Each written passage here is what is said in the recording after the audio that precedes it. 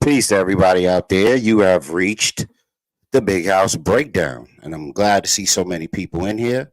My name is Vic. Welcome to All Things Michigan Football as we break down the game. That's right.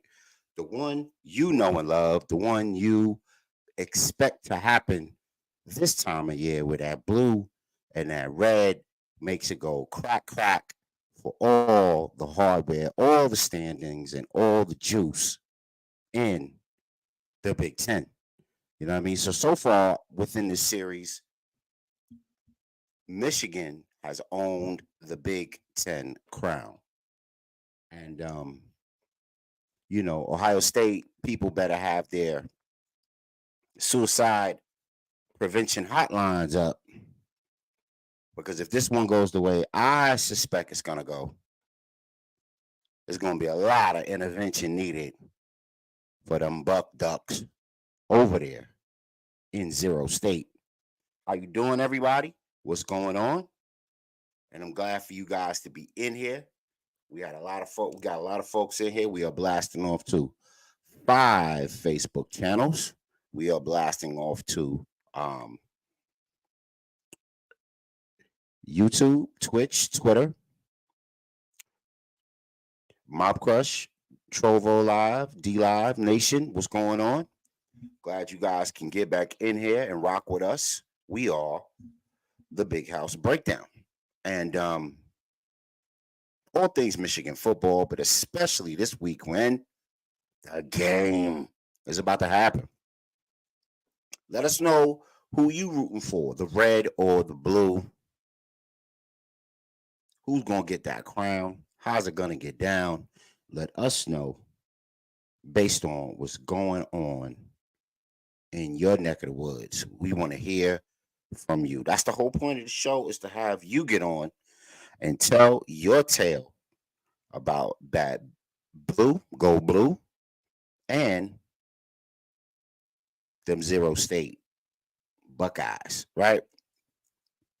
So we're expecting some company today, and if that doesn't happen, that's cool too. We're going to rock out either way. We got a lot to get to, lots to cover. Let me throw it to an advertiser real quick so we could pay some bills. And then after that, we're going to come back and cook up, chop up. All right, man, let's get to it.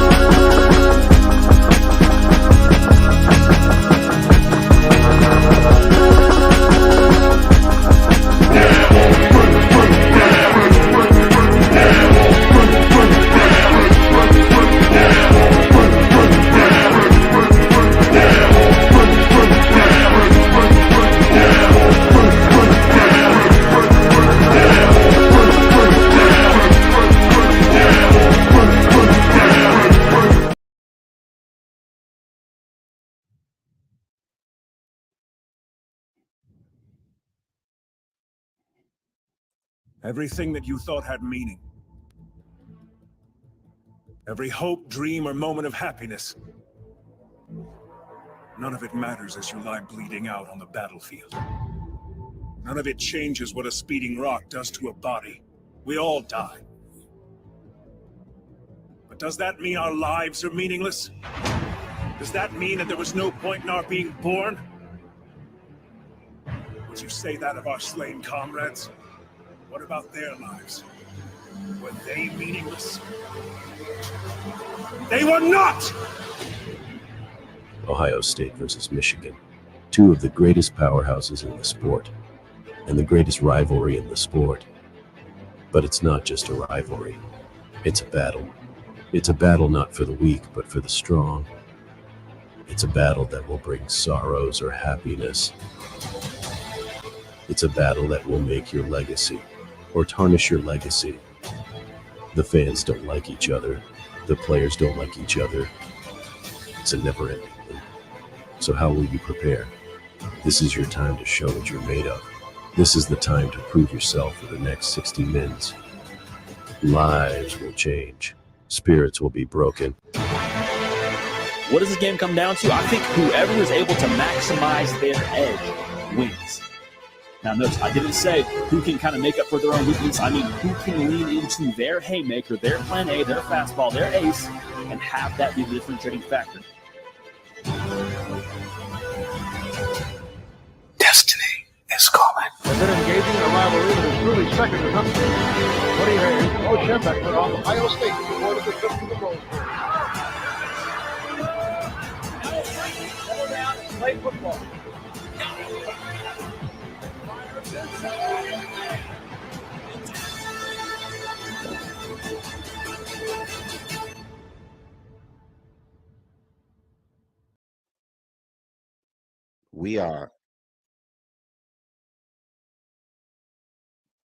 We are back. It's the Real on the Real HD network. It's the Big House Breakdown, and we got you on. So we're gonna perform. We're gonna get it on, and we are talking about the game, the Michigan Wolverines versus the Ohio State Buckeyes. And if you want to get involved, the way to get involved is StreamYard.com, W82DQR77MM. And I'm going to put that in the bottom third of the show, or of the preview screen of the show, so that we can know how to get here, know how to locate, and participate if that's what you so choose to do. And we want you to do that, man. This is two bordering states rivalry, 11-0 versus 11-0, both teams undefeated, playing for all the marbles, all the chips, shoving their chips into the middle of the table to get it on for one game that decides pretty much what college football is going to look like moving forward. So here it is. I'll leave that up there so everybody can cue in and get in to win. Get in here. Let us know what you think. We know 20 million people are going to be rocking and watching. And we just want you guys to come through and share a word or two with the BHB crew. Come on, A2.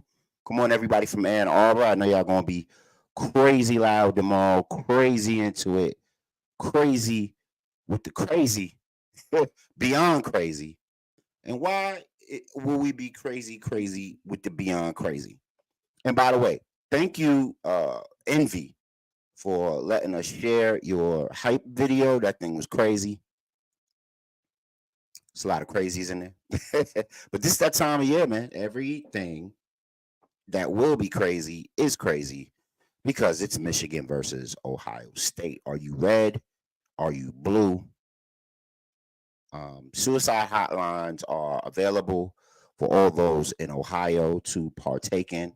Keep that number close to you, because when the third quarter comes around, things start to look real crazy for Ohio State. I think y'all gonna need that handy. The link for the show down below. Put it in your address bar up above. Show a brother love. Like, share, and subscribe this show. Tell us what you think about it. And without further ado, let's get into our first segment called Ish Talking. Yeah, man. Ish Talking. If there's ever a game to talk ish, it's this one. If there's ever a game to put it on the line and leave them sucker ducks, them Ohio Ducks behind, it's this one. So I got some things on tap. You let me know where you're at. And, you know, what I like to call it is this is the best damn preview show on Michigan show, period. You know why? Because there's a lot of loose, hey,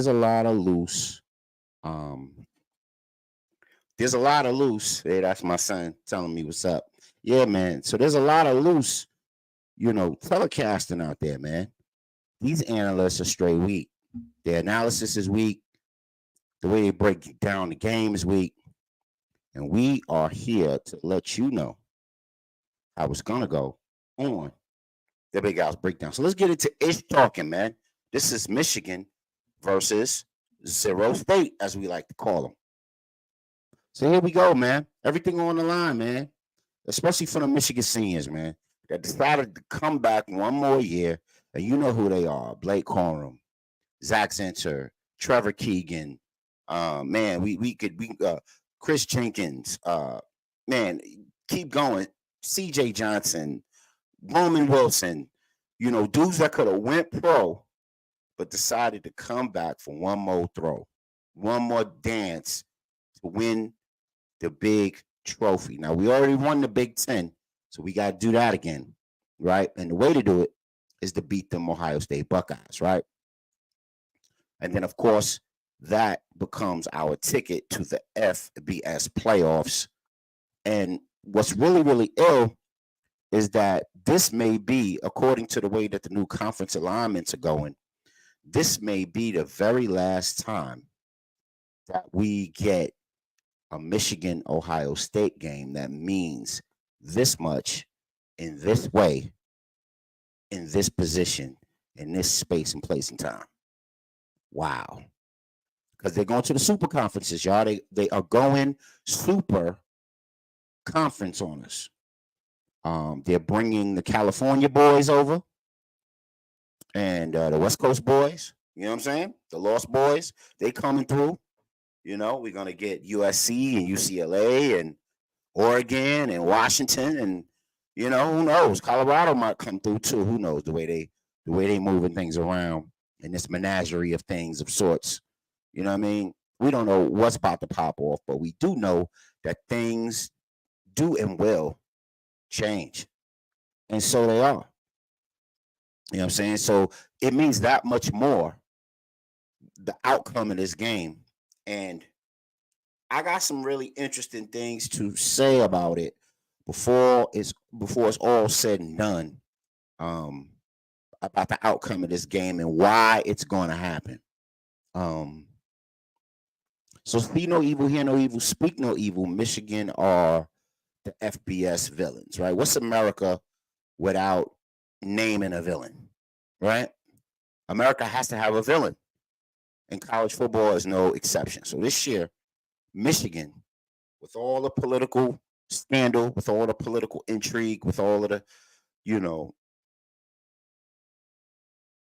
guilty before proven innocent tactics that have been going on in the media and the talk shows with the talking bobbleheads talking their nonsense about it, they still haven't showed any proof connecting them to the upper Michigan staff football wise that they have done any wrongdoing. But yet Michigan is guilty in a court of public opinion, and so that his players can have peace of mind. Jim Harbaugh, like Ned Stark from Game of Thrones, fell on the sword. So he's serving a 3-game suspension that's going to end at the end of this game. Now, that doesn't mean he's not going to have his fingerprints on the game. He surely is. He's going to have his fingerprints on the game plan. I'm sure he's going to give J.J. McCarthy a big old, Papa Bear coaching session to get him, aligned correctly and aligned all, straightened out. And so he's 90 degrees, he's straightening up, and he's flying right. And also, so that, so Jim Harbaugh will have his stamp on this game. Sharon Moore will be the active coach, but I'm sure with Michigan being in a coaching handicap, all of the coaches will be on overdrive to make sure that this game, we maximize our efforts in this game. We execute the battle plan and the game plan to perfection, and that we get that connection between what we do on the field and what we drew up during the week or during the year for that matter. Because, of course, we got to beat the Ohio drill that we do. What are you doing to beat Michigan State today? That's all over the field house. That's all over Schembechler Hall as they practice and as they prepare. So Jim Harbaugh will have his Ghost of Christmas Past imprint all over this joker coming up.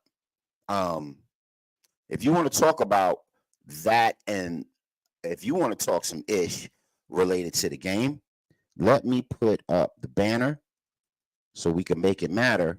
And you guys right there, StreamYard.com, and then you got the call letters to follow, live link for the show. One thing I want to talk about, man, is under pressure. So this game is built on pressure points, pressure cooker.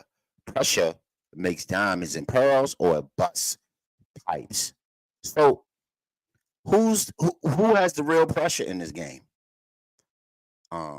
Is it real pressure on the side of Michigan, like everybody in the media would like to tell you? Or is the pressure really on Ohio State? And because they're the sexy, popular pick, everybody has a bullseye on Michigan's back. So is it real pressure or faux pressure? And here's what I'm going to say, man. I'm going to say the pressure is squarely on Ohio State. The pressure is squarely on that defensive secondary in Ohio State. I'll just say the defense, period. That pressure is right smack dead in the middle, staring at Ryan Day like a blinking eye.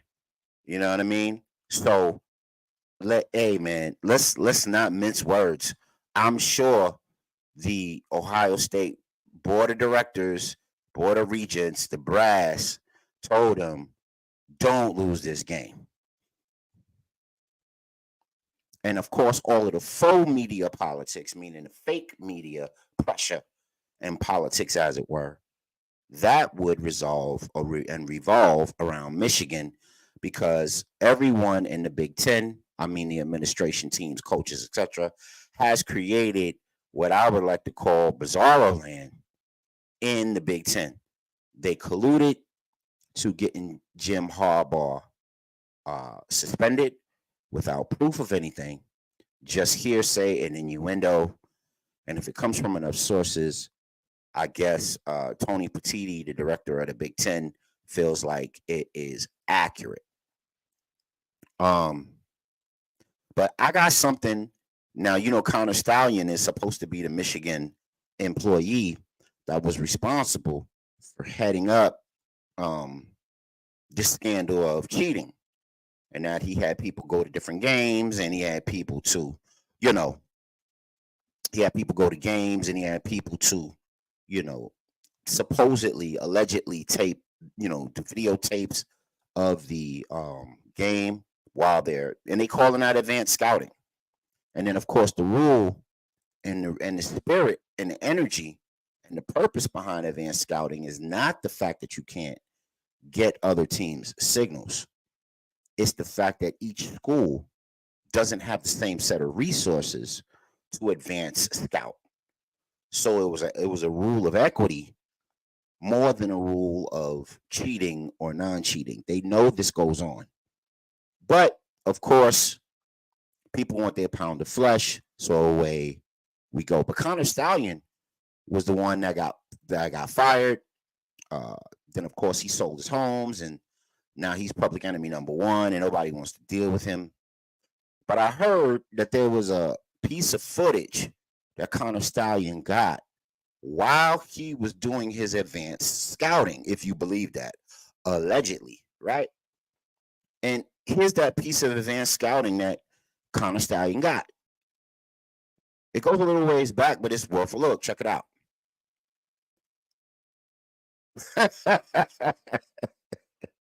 Hey, man, shout out to Sports Gym 3 on Instagram. Go there at Sports and Chup, right? You were saying? So this is what Connor Stallion's advanced scouting has uncovered. That Urban Meyer likes them boogers. Hey, Ma, what's for dinner? Go up your nose and pick a winner. Yeah, man, we making light of this thing, man, because it's absolutely hilarious. It's absolutely ridiculous. And thank you, national media, with full pressure for putting a battery in my boys' back, my Michigan Wolverines, so that they can go out there and do what the hell they got to do versus these red people. And I don't mean natives. I mean them Buckeyes, right?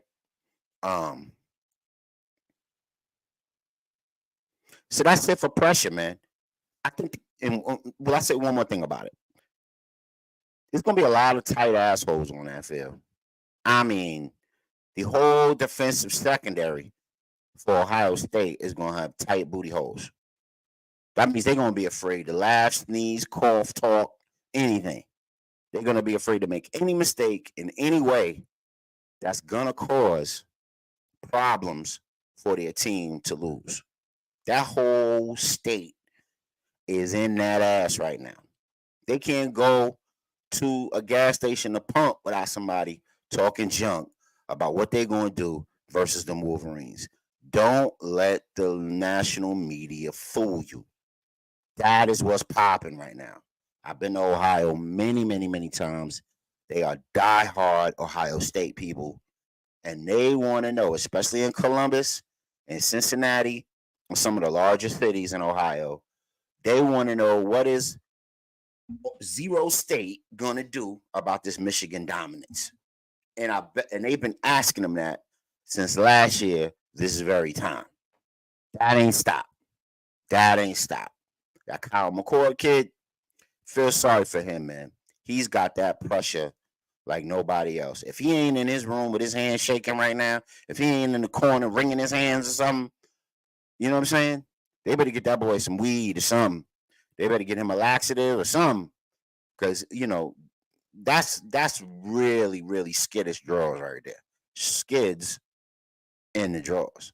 The pressure is clearly on Ohio State. And why is that? Because we have a 12-man advantage. We're at home. It may snow. And we won the last two contests with 80% of our team returning. And there are some people on Ohio State that never knows what it's like to win in this game. All right, man, let's turn the page, man. Piss poor media game analysis, playing favorites. I'm about the X's and O's. Let's talk about it. So there's a landscape of people talking. You know, your Colin Cowherd, your Josh Pates, your Joe Klatz, your Foxes, your ESPNs, especially ESPN. Oh my gosh. Why don't y'all dudes just stick to NFL and NBA, man? Leave the college alone. Leave the college to Fox or some other channel that knows what the hell they talking about. Especially you, Stephen A. Especially you, Skip Bayless. Stay out of it, B. Y'all just sound retarded. Anyway, so it's poor generalization about what's going to happen in this game. They sound like last year's announcers just went rinse, wash, repeat. It sounds like they just repeated everything that they said last year, with the exception of Travian Henderson is playing. Most people picking Ohio State, even though the the chips are stacked in the opposite direction in Michigan favor. People think Marvin Harrison is going to go out there and do something he hasn't done all year. And yeah, I saw him and Emeka Ibuka drop them balls in the Notre Dame game when it mattered. Crucial first downs in the end zone that gave Notre Dame a whole lot of life. Don't think Michigan wasn't looking at that. Don't think that's not in the all 24 for people to see. Don't think people didn't see how Indiana gave y'all crazy first half. Don't think people didn't see how Rutgers gave y'all crazy three quarters. Don't think people didn't see how Penn State didn't give y'all a rugged game. And y'all think y'all going to do something with us? Stay tuned for really, really great analysis along the lines of X's and O's, not favorites in popularity. You know what I'm saying? So one of the people that I like when he talks about Michigan is Colin Cowherd. And even though he's super macro and super Mr. Talk Show, he every once in a while he'll come up with something good to say. And this is one of the things he had to say. Ohio State has gotten fancy while Michigan has gotten more physical. Now, fair use on a quote.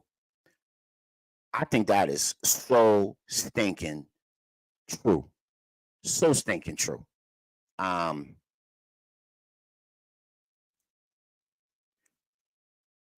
so true to the fact that there's a rumor going out, and here's the rumor. According to Michigan Nation 2, which is supposed to be a reliable source in the Michigan football world, at Coach Urban Meyer is working behind the scenes to help Ryan Day out. It's alleged that the part of the game plan that has been developed and crafted for him for the game. Wow, are you kidding?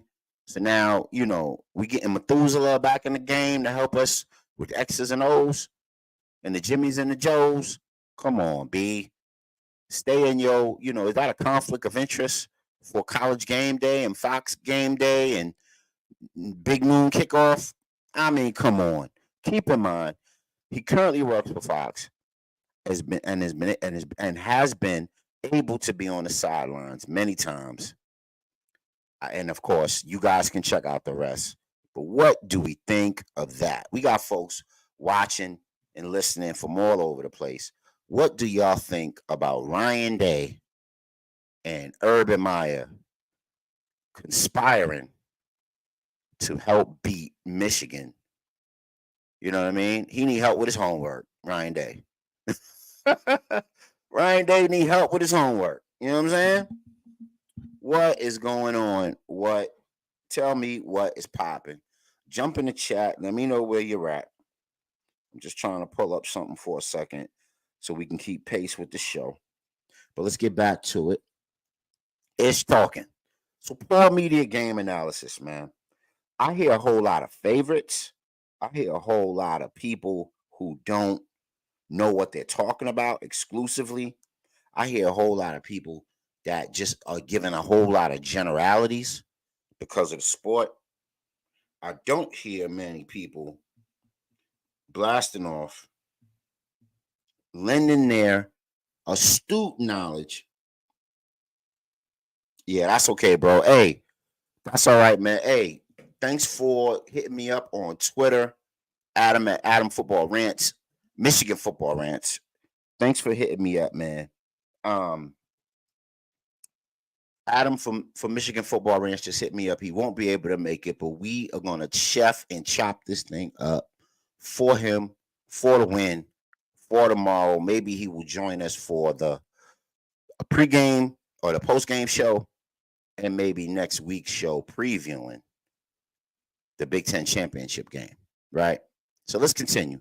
So there's been poor media game analysis, playing favorites, tossing around a whole lot of generalities, not really getting down to the X's and the O's. You know what I mean?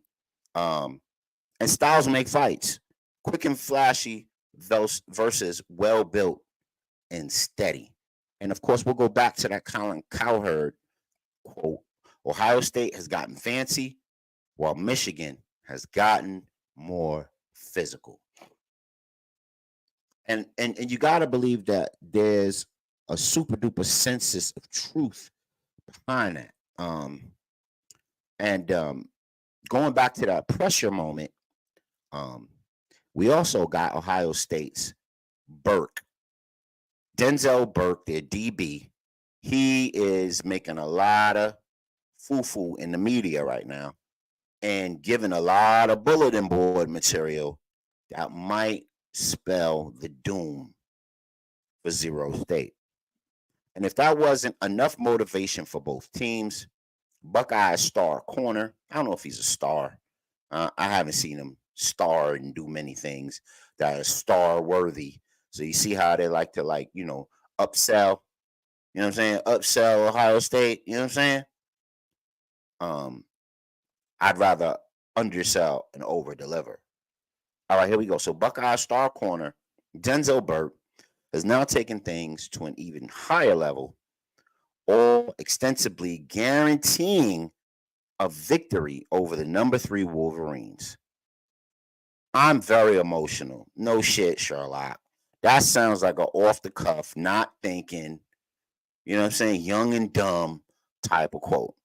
And I know when you got back to your meetings, I know Ryan Day got in that culo about it too. I'm trying not to get too out of character, but the game means a lot for us. See, what did I tell you about that pressure? What did I tell you about that pressure? I'm not exaggerating. I'm not lying. I'm telling you what I know. Playing the game for many, many years as a player, Division I player as well, coaching the game for over 20 years. I know what I see, and I know what I know what I see unfolded in front of me. Ohio State is clearly the team with the pressure, right? So, and I'm going to call it now, man. I'm going to call it right now. Yeah, I'm shit talking. That's what this segment is. I'm ish talking. And I think that 18 is due for a bad game. Now, does that mean he's not going to be a performer the entire game? No, because he's too good. He's got to be one of the 5 best wide receivers in the entire country, right? But if not the best, I'll give them that. But every football player is due for a negative game, and sometimes the pressure gets just too much. Where you start getting diarrhea out of the mouth, like Denzel Burke. You know what I'm saying? So what I think is going to happen with 18, that they're calling the Heisman candidate, right? And they're also calling him in certain circles, pound for pound, the best player in college football, which I would vehemently disagree with. I think Will Johnson, number 2, on Michigan, the All-American corner, is going to put them cuffs on 18. Just like he did last year. Second half, last year's game, Will Johnson, Marvin Harrison Jr. disappeared, courtesy of Will Johnson and others. And why no 12th man advantage? You know, when you talk about Penn State, you talk about the whiteout, you talk about Happy Valley, you talk about all these things, you know, bright ponies and unicorns and My Little Ponies, and Penn State is the greatest. Why is there no 12th man advantage in the media for Michigan Wolverines where the game will take place? Because trust me when I say that the largest stadium in college football that holds the most fans with the light, well, I don't know if you could do the light show during the day. I don't think they'll have the light show, but it will snow. So you will have something like a light show. It's due to snow. There's a good chance it's going to snow. I surely hope so. There is a big 12-man advantage. And you guys will see the maize out tomorrow at 12 noon. And you will see the 12th man show up and raise the decibels for Kyle McCord so he can look like a Honda Accord with about 300,000 miles. Even though he's a young kid. I don't got nothing against the young kid. You know what I mean? But it's something when you are a top 10 quarterback, when everything is good and you beating up on the cupcakes. But when you got some real pressure in your face, you rank the 100th best quarterback with pressure on you. And so goes that offense. Now, Travion Henderson is going to have a lot of things to say about that. But we played a lot of teams with really good running backs this year, and they didn't determine the outcome of the game. It was the quarterbacks that ultimately made the decision and the deciding factor. And Flip City, recruiting the future. This game is big for both teams because, as been shown before, if you can win the game convincingly and show people that we that big blue bully, we're going to flip a couple Ohio State dudes. Notably, and I hope notably, a corner that we wanted really, really badly. I'm not going to call no names. You know what I'm saying? I'm not going to talk about Voldemort because he showed out in that press conference. But there might be some itching and some flipping happening if Michigan, and when Michigan shows out and shows what they're all about. And last but not least, man, Michigan are the kings of the North. And I believe they will walk away from the game with the 1,001st win for their program history. That's right. And now it's Ish talking. Let us know about any of those subjects that you want to tap into, any of those subjects that you feel are important to the game, as it were, or the game as it's going to commence. Let's jump right into matchups. Okay. So we got quarterback, running back, wide receiver, tight end, O-line, D-line, linebackers, defensive backs, and coaches. And we got a lot going on, man. We got a lot happening on this screen in this diagram. And as you can see, Michigan, if you're being real about this, if you're being absolutely honest, you see that Michigan leads in most categories outside of Ohio State. You got Michigan is better at the quarterback position. Now, why do I say that? Because you see on the screen that Cal McCord, number 6, has 22 interceptions of 22 touchdowns, 4 interceptions. And then you see J.J. McCarthy has 21 touchdowns with 4 interceptions. So they're basically even on the interception rate, right? So that you would think he's very, very steady. I'm speaking of Kyle McCord. Kyle McCord is steady when things are going good for Ohio State, when they're rhythm passing, when they're moving that West Coast style rhythm type of offense up and down the field. Yeah, he's a person to be reckoned with. He's a quarterback of note, okay? But when he gets that pressure, you know what I mean? When Baby Hulk, Kenneth Grant, comes up the middle, and Thanos, Mason Graham, comes up that middle, and Chris Jenkins comes up that middle and good, and all of the defensive line backups that we have, and you know what I'm saying, Josiah Stewart and Derek Brooks is coming off that edge, man, he becomes in the ranks of the 100th best quarterbacks in the NFL. College football. He takes a significant drop. So you go from the 10th best quarterback to the 100th best quarterback with pressure on you. I'm giving the edge to JJ. I'm giving the edge to JJ. Not only with that is that JJ can run. He has 3 running touchdowns on the season, a tremendous amount of yards on the ground, maybe about 300 yards on the ground. And his legs will be an integral part of the outcome of this game tomorrow. Now, running back, I gave the edge to Michigan. Why? Because Blake Corum, number 2, has 20 touchdowns and 900 yards. 20 touchdowns on the season. That's a rock right there. That's reliable. So he's almost at 1,000 yards. He's probably going to eclipse it. All he needs is a 100-yard game. I think his 100-yard game is coming during this particular game, and I'll tell you why in a minute.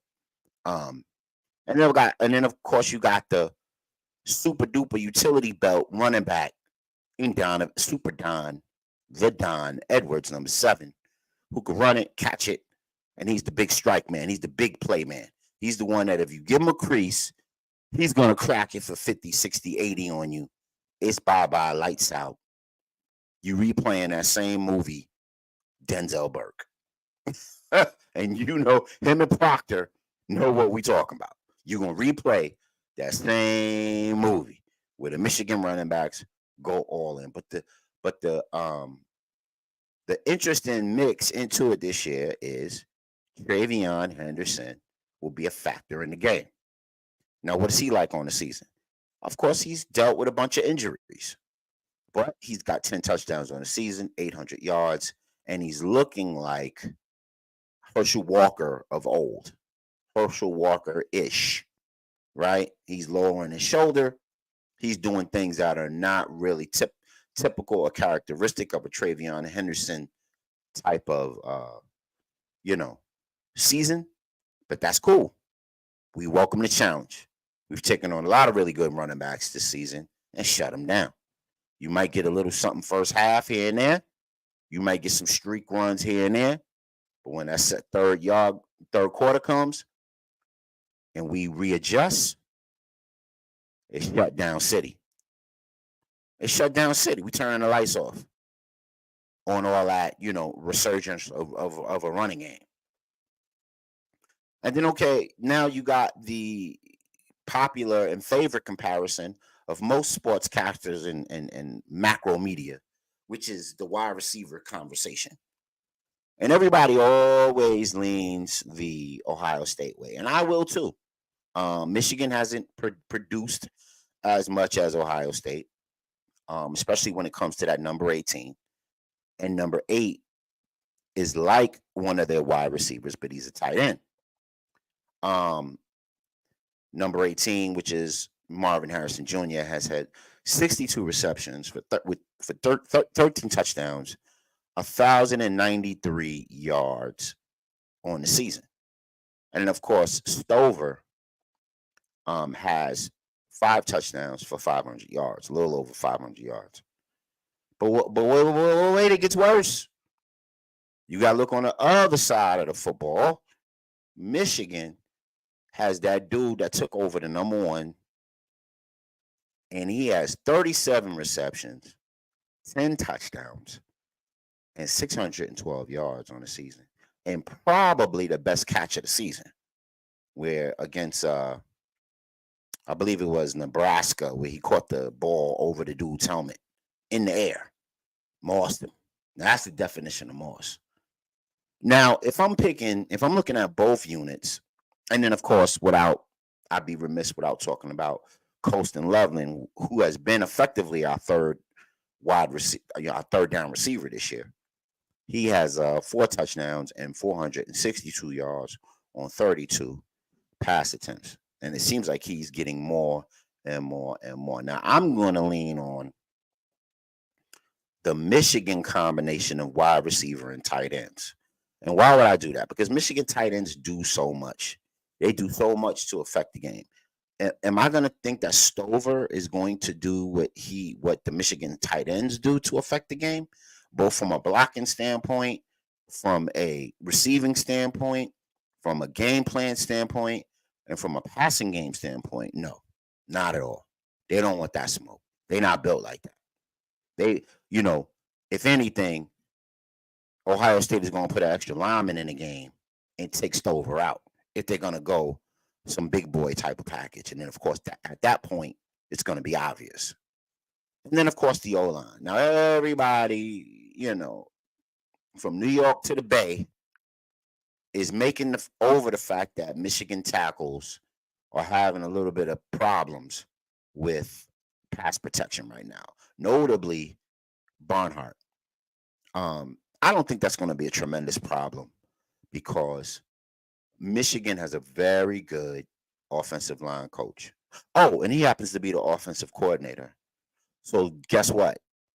They can scheme and game plan into what they do to maximize the talent of Ladarius Henderson and Colston Barnhart and Trente Jones and Ladarius Hilton Hinton, none of Darius Hinton, Miles Hinton, and everybody on that offensive line.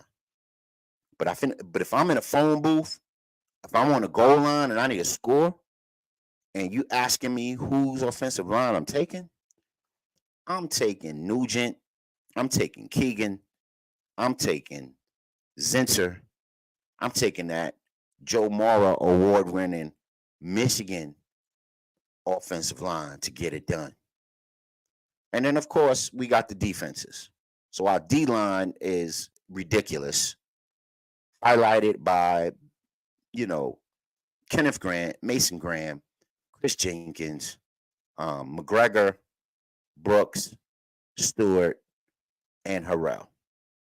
So much depth. Good. Rajon Benny. So much depth on that line. And we could just play musical chairs with them dudes. And we ain't missing a beat as far as production is going. Right? So our D-line is definitely better because Williams and I believe the other one is Hamilton. Them dudes take too many chances, man. And they take too many one-sided gaps. You know what I mean? Their 1 and their 2 technique is piss poor. And that's why Rutgers and Wisconsin and all types of teams were able to run on Ohio State right up the gut. And they know it. They know it. Now let's talk about linebackers. So you got Eichenberg and you got Simon. And then you got now there's a rumor that Eichenberg may not play. There's a rumor that Eichenberg may not play, and it has to do with this. Let me show you the caption. I'm not sure how true this is or how much to lend credit to it, but here we go. Ohio State football Ryan Day receives near fist fight with linebacker ahead of Michigan game. Ohio State's football Ryan Day did his best to explain something to linebacker Tommy Eichenberg that he wasn't prepared to hear at the time. So what I'm thinking that is that Tommy Eichenberg will not be playing in the game versus the Michigan Wolverines. Now, if that's the case, oh boy. If that's the case, let me open up the depth chart and but talk about Ohio State's depth, as it were. So I'm going to their depth chart now. And if Eichenberg doesn't play, now this all might be a bunch of cap, right? Because you want Michigan to pay attention to something or get a false motivation about something, or Ryan Day goofy about stuff like this. Like he tried to come at the old Notre Dame coach. You know what I mean? Just he can get goofy about some things. But if Tommy Eichenberg can't play, that means Cody Simon and Steele Chambers will be the 2 inside linebackers for Ohio State. And also Hicks, CJ Hicks. So I guess there'll be some sort of rotation of the 3, right? And what that means is Cody Simon is a good run defender, but he could get his top twisted in pass coverage. And I've seen it versus Penn State. I've seen it versus Rutgers. I've seen it versus a couple of teams. They can't cover tight ends down the field. And that really bodes well for what Michigan does with their tight ends, because their tight ends are like wide receivers. And Steele Chambers, he can get lost in the wash with the run game because he's a little undersized. He's scrappy.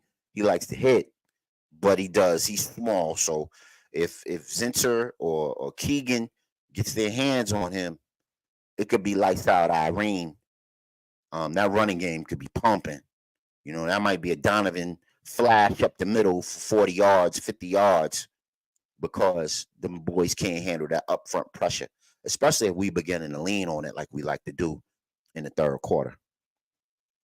But I think the Michigan and Ohio State linebackers are even. Junior Colson is a great middle linebacker as far as activity goes. I want him to bring some pop this week. That's what has to happen. I know Mikey Barrett is going to be there for that, and I know that Ernest Hausman, the transfer from Nebraska, he's going to be there for that. But I need Junior Colson, with all the athletic ability in the world, to get under that squat rack and bring that pop. Because I tell you what, man, and this is what I'm going to call in the game. If this dude Henderson gets popped 2 or 3 good times, especially in the lower body, that dude is injury prone, man. It might be a wrap for that running game. And then you're going to see Trainum come in and try to do something in spot work, and it's going to take a lot of wind out of their sails. So, fellas, we need y'all to bring it. Linebackers, we need y'all to bring it. Jimmy Rolder, whoever's in the game, we need y'all to bring it. Now, let's talk about the Michigan D. And one more statement. The defensive secondary from Ohio State. Like I said earlier, pressure cooker. Roman Wilson is playing 3 times better than he played last year. There's CJ Johnson is in there. He's the Michigan. He's the anvil on Michigan with those deep, double moves and corner and post routes. I hope y'all on y'all technique, man. We coming. And of course, you got Colston Loveland that put a hurting on y'all last year too. And AJ Bonner. You're not gonna know if it's Bonner or Loveland or Bonner. It's gonna be and then of course you got Samaj Morgan with the Jets. You know what I mean? Playing with all heart. So that secondary better be ready, man. I know, Burke likes to run his mouth. And I know he's probably tired of everybody around him blaming him for last year's game. But essentially, they better bring it. If you're going to talk it, you better bring it. Now, let's talk about Michigan. We talked about their defensive line. We talked about their linebackers, their DBs. Let's go. And we're going to start off with Mikey Sanderstill, the nickelback / corner for the Michigan Wolverines. You could even say he's a / safety / blitzing linebacker. He's going to be all over the field. He is the jackknife on defense. He's the captain. He's Agent Zero. He is the one with the most turnover touchdowns on the season. Almost had another pick for a touchdown last week. 2 interceptions. His coverage helped force 2 safeties. Man. And then, of course, I already told you my prediction about, number 2, Will Johnson locking up Marvin Harrison Jr. That's a lock. He did it last year. Marvin Harrison is going to feel some type of way about it. Play tight, and it may just happen again because, you got height on height, athleticism on athleticism. You know what I'm saying? Marvin Harrison Jr. can't bully Will Johnson up the field. Might catch a ball or 2. But might even catch a touchdown.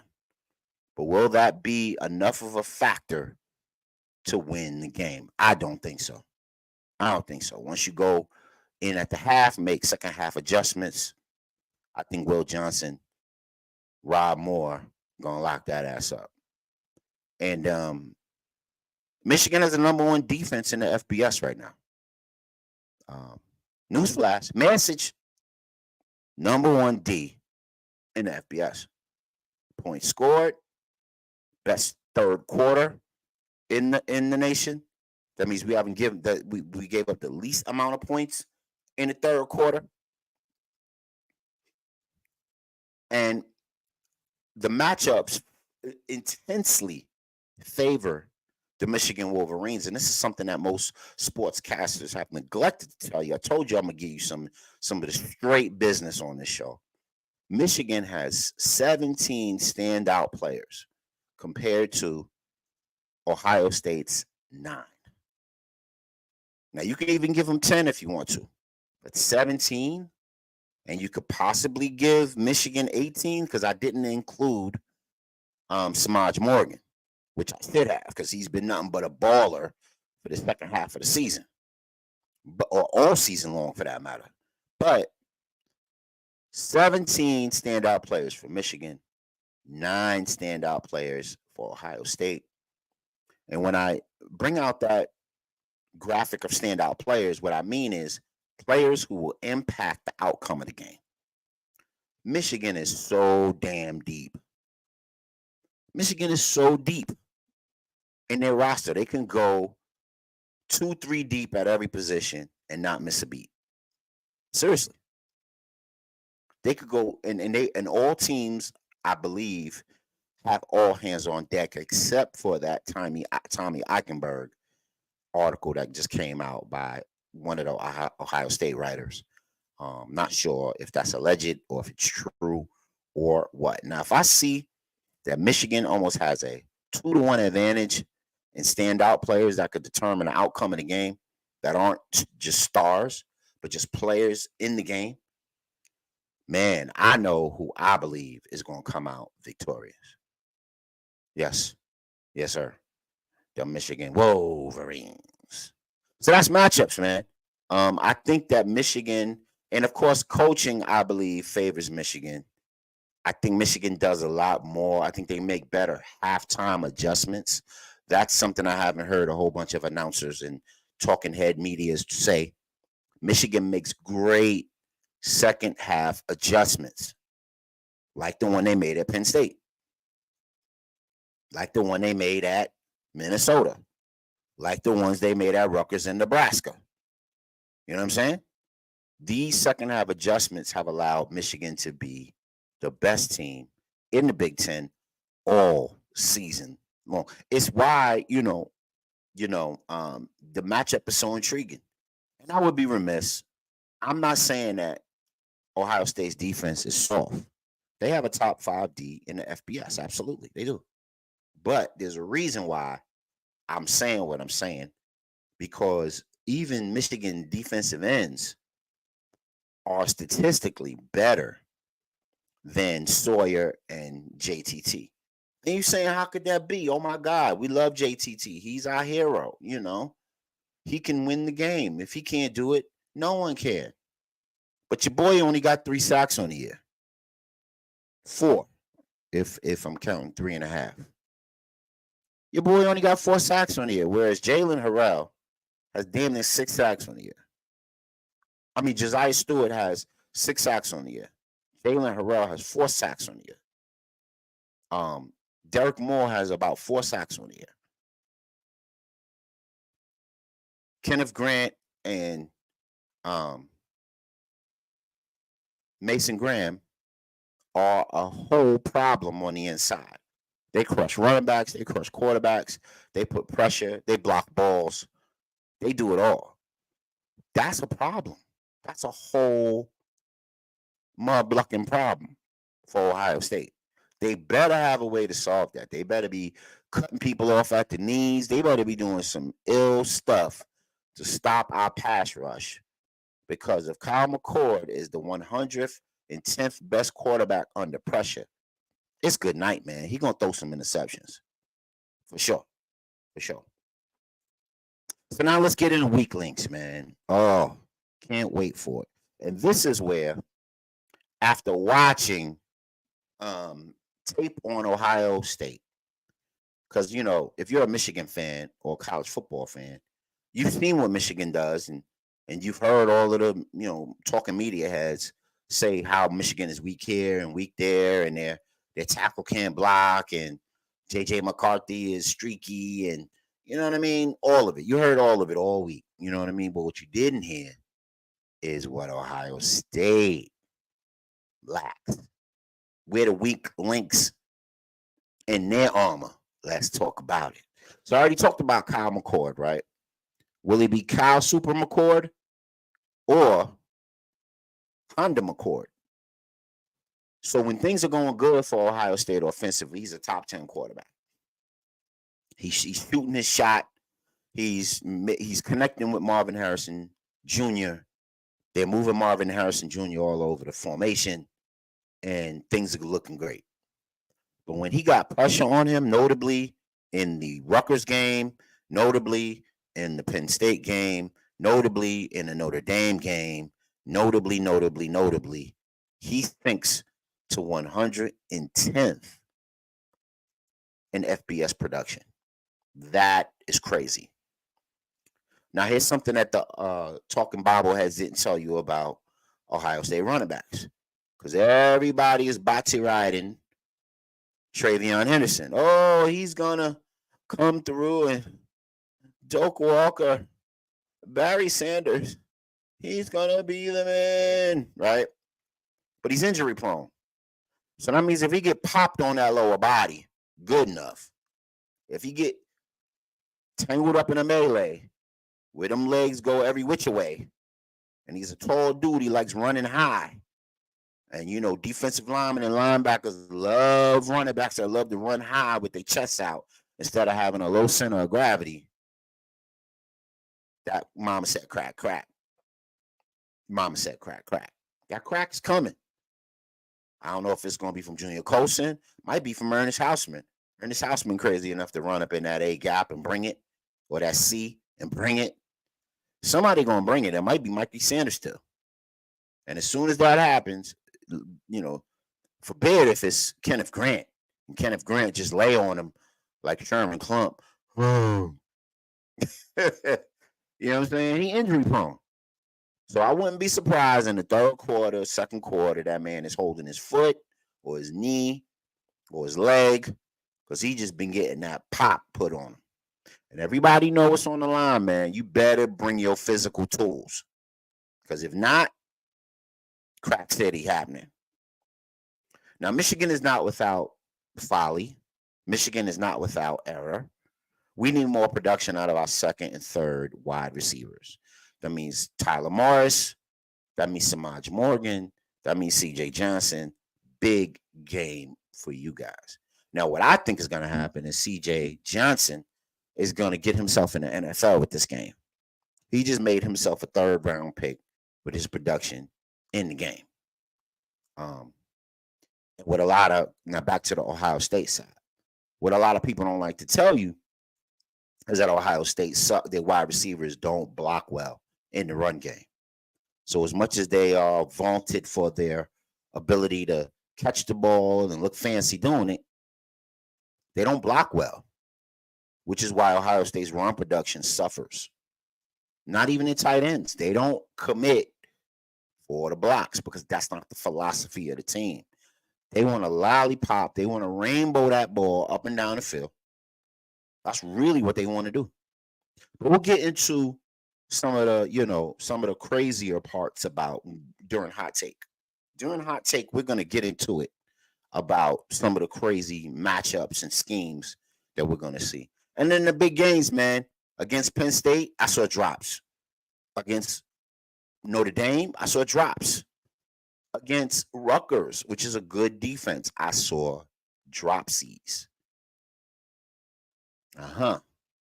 So what if that dropsies disease shows its ugly head in the cold weather at a Michigan stadium that's going to be going crazy because they're going to be all liquored up before they even get in the building?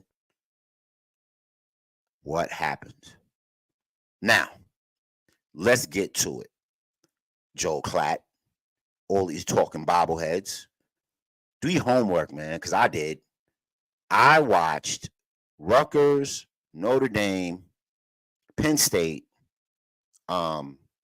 Wisconsin, and Indiana. And the center, number 75, number 74, I didn't include number 71 because he comes off the bench, and number 70 are turnstiles. So don't tell me nothing about Colston Barnhart, our right tackle, and his inability to block. These dudes are going to get used. I'm telling you now, they are the chicas in the game. They're the weak sisters. That's what we used to say when we used to be in our breakdown meetings for the next game coming up. Who are the weak sisters? We going after them. Who's playing for our Lady of Mercy? You know what I'm saying? Who's playing for them? 75, 74, and 70, and even 71 in pass protection. And isn't that what Ohio State wants to do? Don't they want that sexy West Coast RPO style, up tempo, quick hitters, motion in this and motion in that. And when Michigan shifts on that front, it's going to be crazy for them dudes. How are they going to block? 75 is a turnstile. You might as well jump over him while you're trying to catch the 2 train. That's how soft he is, man. You know, I can't believe it ain't butter. 74 is a little bit better, but not much. And 70 is slow out of his stances and can be beat off the ball. Josiah Stewart. Time to go to work. Okay?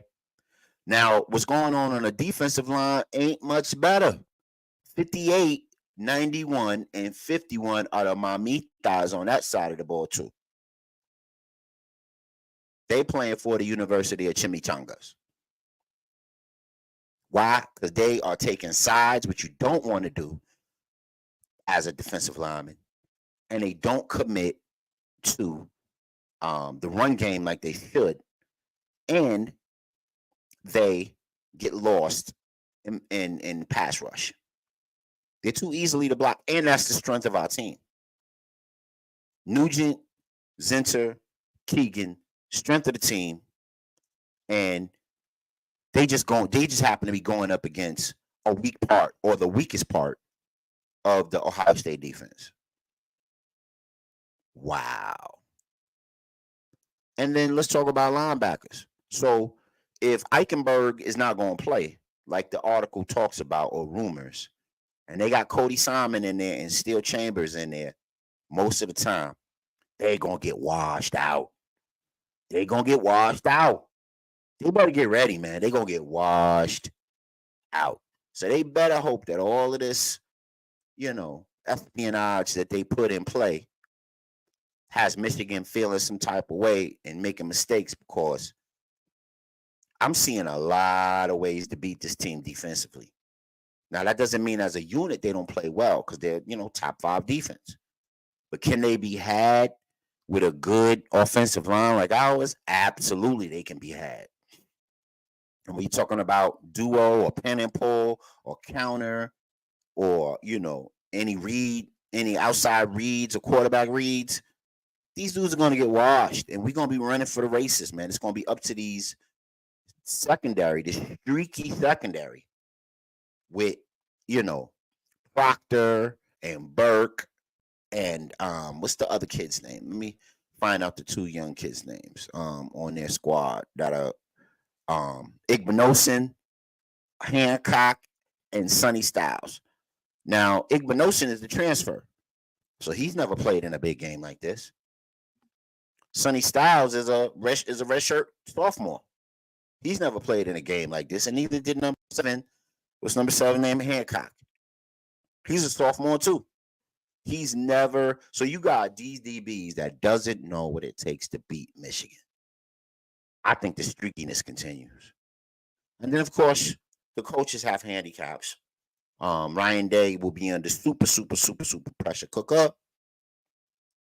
And then, of course, Jim Harbaugh has a handicap because he won't be there to coach the team. But, of course, he game planned the team. So hopefully that, gets it all done. But we're going to push on, man. We're going to push on because this part is the X's and O's, the hot take. Oh, yeah, the hot take. So Ohio State, it's, when it really boils down to it, it's going to be about the Michigan defense stopping the better part of Ohio State, which is their offense, right? So Ohio State wants a quick-hitting passing game to keep our rush off balance. They want a West Coast hybrid rhythm-style passing game, right? They feature RPO concepts, which include a stretch run. If the nickelback hangs low, you want to throw it, and if the nickelback drops, then you want to run. So you'll get some RPO in there. Basically featuring off of Mikey Sanders still. So there'll definitely be some games by Minter from Michigan defensive coordinator about how he's going to use and how he's going to throw off that RPO. And of course, they have spot concepts within their passing game. Like like hitch corner, running back flat. So in other words, they have a high-low thing going on, and then the running back or Henderson loves to hang in the flat and be a safety valve for Kyle McCord under too much pressure. Hey man, Kyle McCord is going to have to hold his own nuts in this game, and I'm telling you, he is going to have to hold his own nuts in this game. If everybody's going to have to play to their own talent level. He's supposed to be a 5-star dude, so 5-star dude, 5-star dudes do. Ohio State has to win first down, or they're in trouble with that rhythmic game, because the rhythmic game usually doesn't work well in second and long and third long. Second and medium favors Ohio State. Second and long favors Michigan. Third and long favors Michigan. Third and short is a toss-up. But third and long definitely favors Michigan. Michigan is going to excel in this game with pick stunts. So that means like twists and stunts to free up other dudes. We've been doing it all year. And with Harrell's speed, Derek Moore's speed, and Josiah Stewart's speed, they're going to take advantage of the Dancing Bears. That's right, the turnstiles.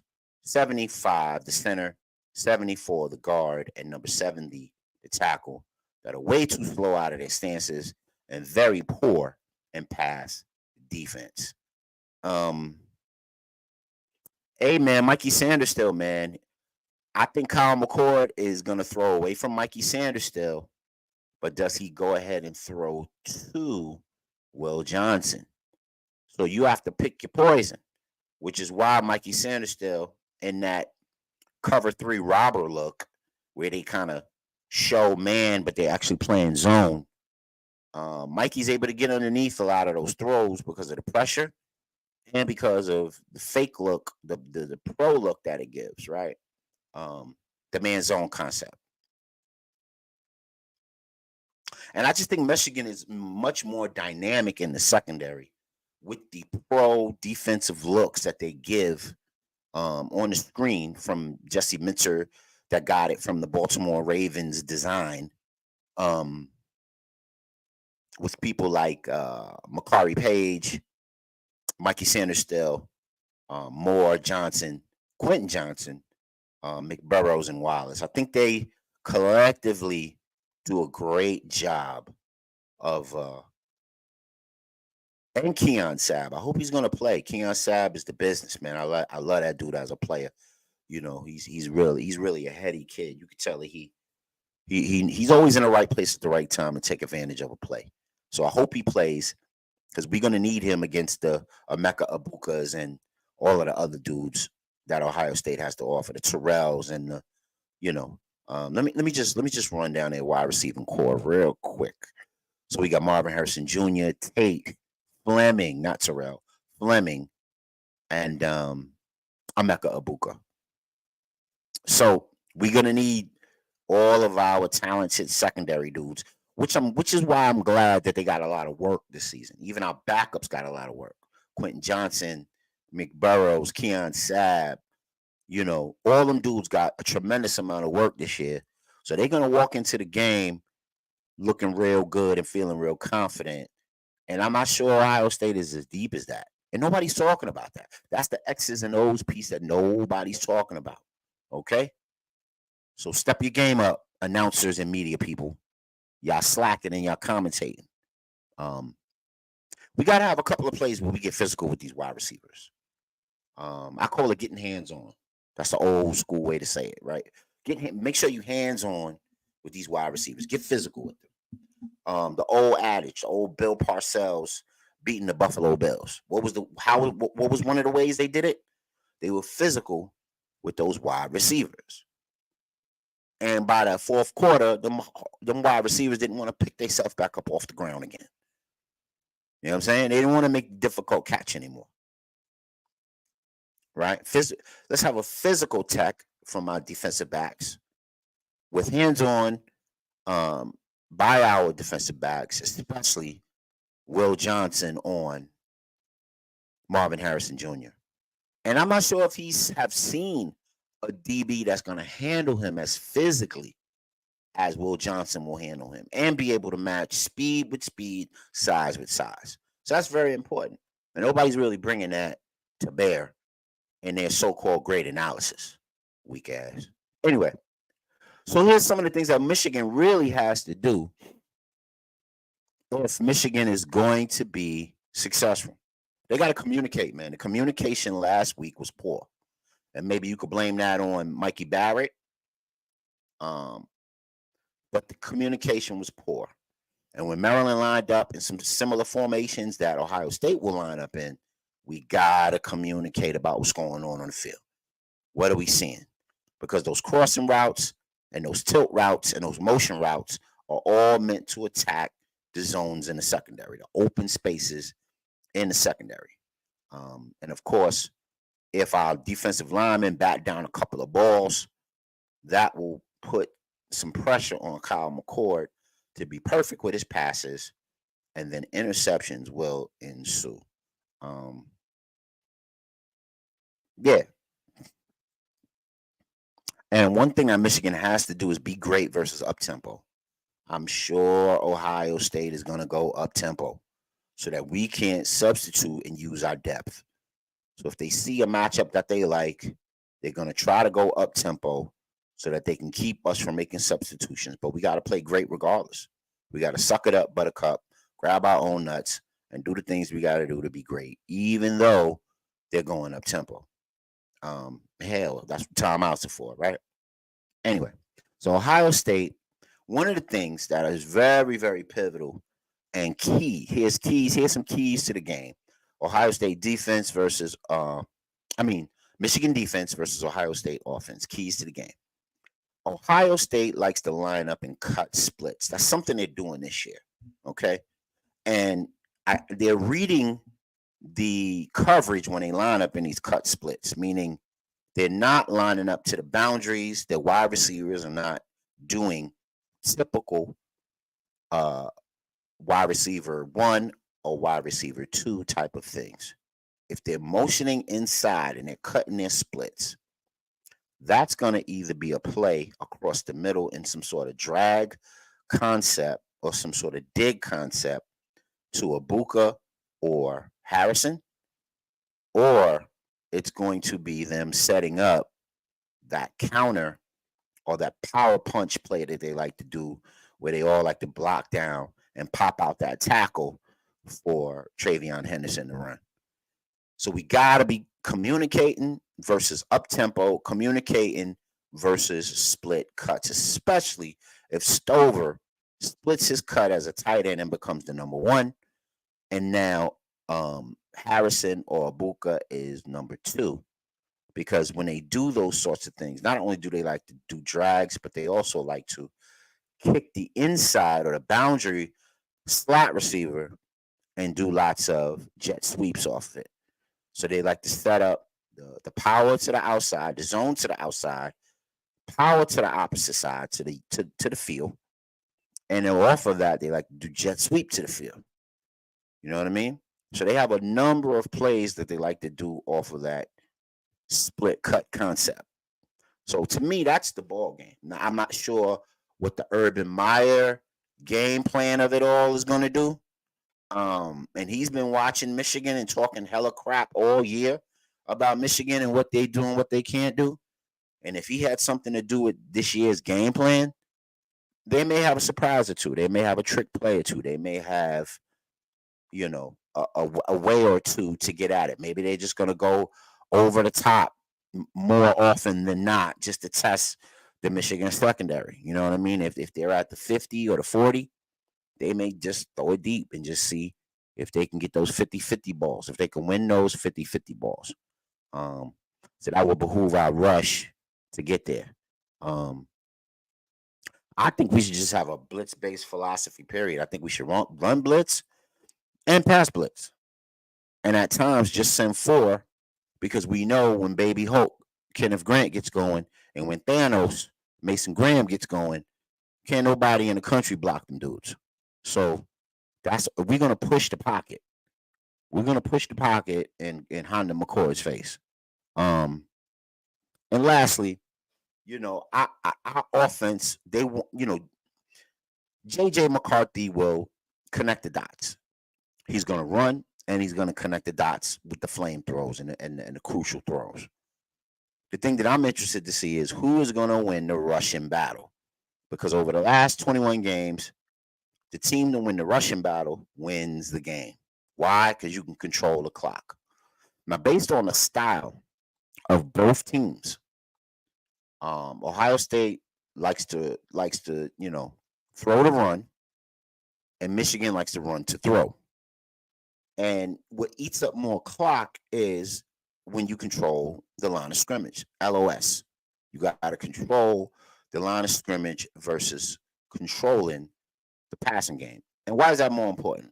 If guys don't know, if folks don't know at home, that's tremendously more important, because if the game is on the line and you can control the way the field flips, because you're controlling how you use the clock, right? In a snowy, cold Michigan stadium with the fans going crazy, and against the best defense in football, when you had a couple of 3-and-outs, I would think that you need to control the tempo, and how you control the tempo is with a great running game. And you got 3 really good running backs on your team: Blake the Great, Don the Striker, and then you got Khalil Mullins that likes to just play bully ball. And I think between the 3 of those guys, and if Benjamin Hall gets a appearance, that boy got anger in his shoes. So I think I like our 4 running backs and what they provide. They provide a lot of fire, and if you give them a crack, they're going. So we got to stop their rhythm offense. We faced teams like Purdue that had a rhythm that likes to do the RPO concepts. And also, like, who was that team that just threw the ball fast on us? It was,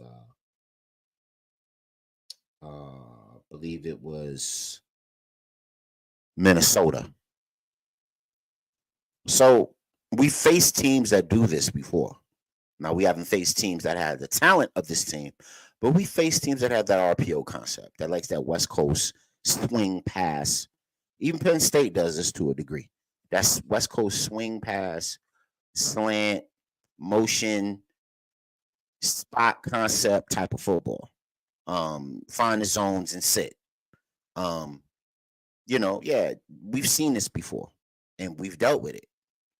So hopefully Maryland, who does a lot of the very same concepts, hopefully that was a good warm-up for us.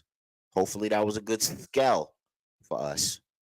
And we're able to dominate not only in the second quarter, but in the second half, because we've seen these concepts hit our face before, and hit our eyes before. And like I said before, them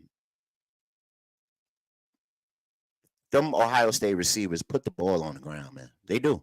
If they're matched up well, and they matched up with DBs that are going to play them stride for stride and be competitive with them boys put them balls on the floor. I've seen it. I've seen it in a bunch of games. And that's the reason why Ohio State just didn't explode and beat these teams that they struggle with all year long. So yeah, man. So that's my hot take, man. And eventually the outcome, I got Michigan by 2 scores. Now that doesn't mean if the running game doesn't get going, it might not be Michigan by 3 scores. Now that's if things are going great in the second half. If things are going so-so, I got Michigan by 2 scores. If things are going up and down and it becomes like a flip field game, field position game, I got Michigan by 2 scores. Michigan is going to win this game. Michigan, their defensive line is just too much for Ohio State's offensive line. We're too deep. We got too much tempo.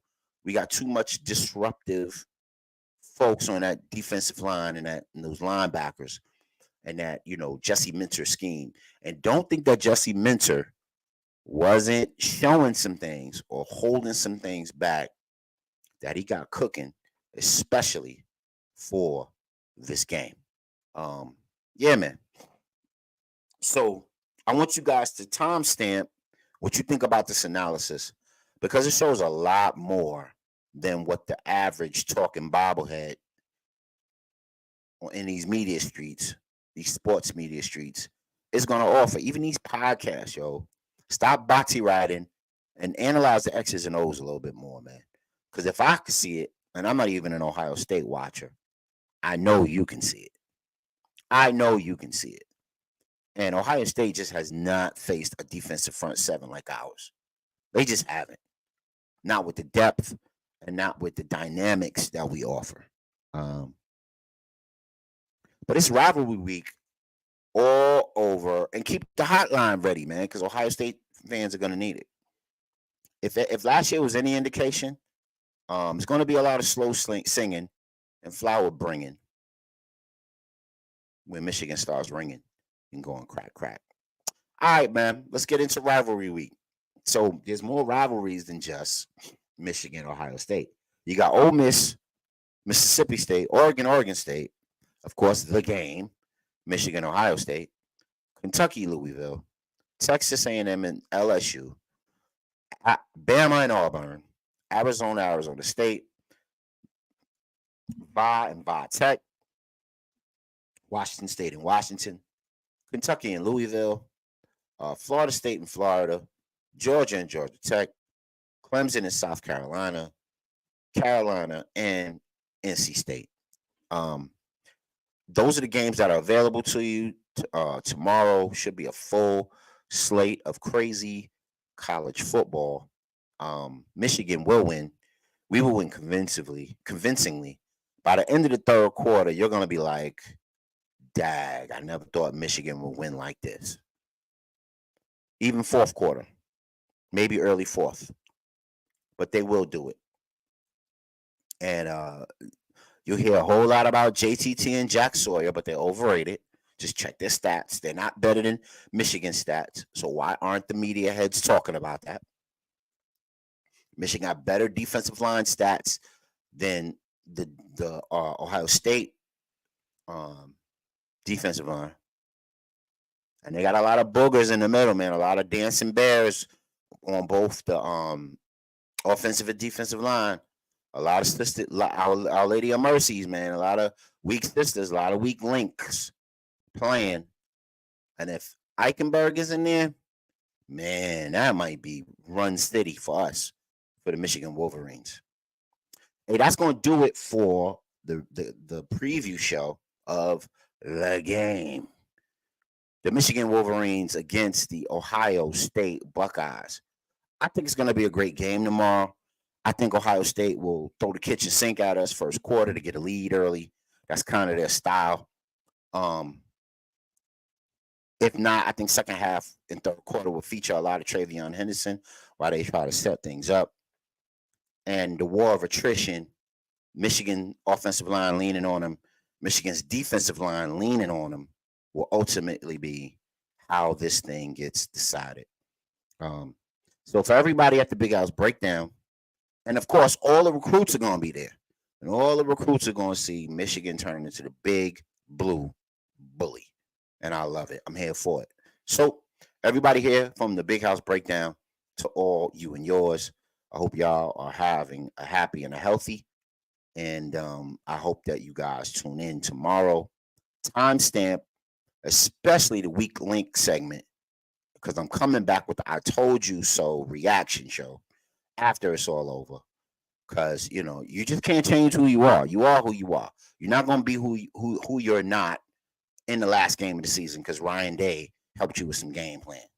Allegedly. All right, y'all.